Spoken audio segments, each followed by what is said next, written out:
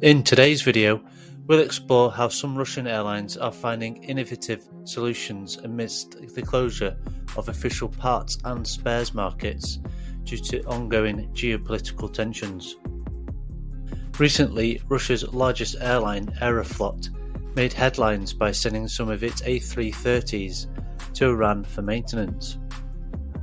Simultaneously, individuals associated with S7 Airlines, Russia's largest domestic airline, acquired a controlling stake in a company specializing in aerospace and defense components.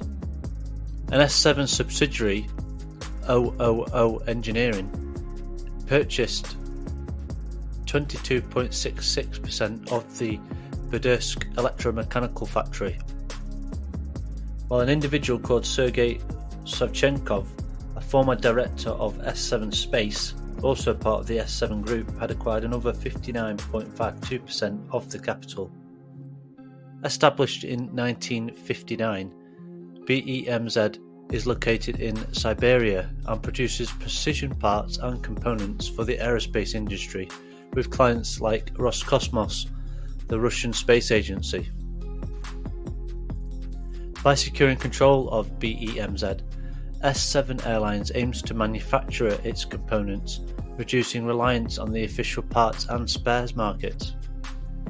This move is particularly significant as concerns over the airline's Airbus fleet have recently emerged. Although officially grounded due to planning and operational rearrangements, rumours suggest that engine trouble may be the real culprit.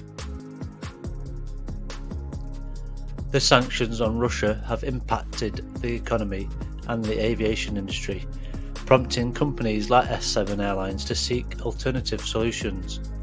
It remains to be seen whether other Russian airlines will follow Aeroflot and S7's lead in finding creative ways to bypass their reliance on official parts and spares markets.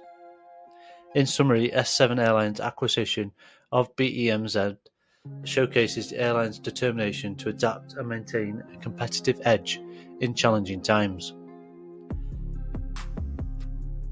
As geopolitical tensions disrupt the Russian aviation industry, inventive solutions like this one are becoming increasingly crucial. Thank you for tuning in, and if you enjoyed this video, please consider subscribing to our channel for more aviation content. We appreciate your feedback and can't wait to see you in our next video.